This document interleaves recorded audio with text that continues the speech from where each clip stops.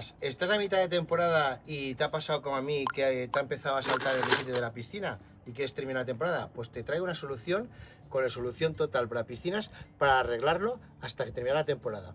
Solución Total es un adhesivo especial para piscinas que es para poder hacer reparaciones sumergidas, como vais a ver ahora que os voy a enseñar. Es para hacer una reparación temporal, ¿vale? Ya que este producto no es para inmersión permanente, pero para terminar la temporada de 3-4 meses hasta que vaciemos la piscina y ya lo arreglemos bien, pues nos puede sacar del apuro para podernos bañar sin peligro de cortes ni desprendimientos de más gresite.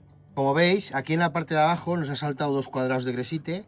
En este caso podemos comprar un trozo de gresite ya con la medida y lo cortamos para que sea toda una pieza junta, porque normalmente viene unido con una malla.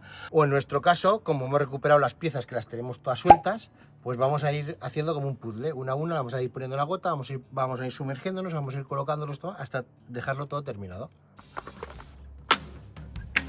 Y ahora pues vamos parando.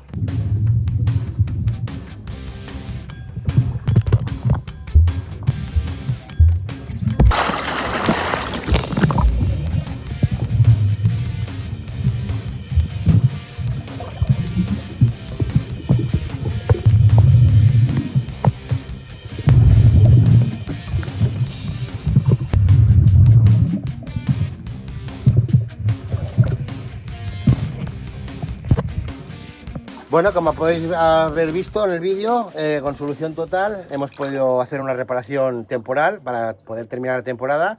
Luego, pues cuando en invierno vaciemos la piscina y todo eso, lo arreglaremos ya pues bien arreglado, ¿vale? Pero bueno, para salvar la temporada, para no tener que vaciar la piscina y para evitar el posible daño que se puede hacer un niño, un corte con los azulejos levantados, con el gresite levantado, pues de esta manera lo podemos evitar.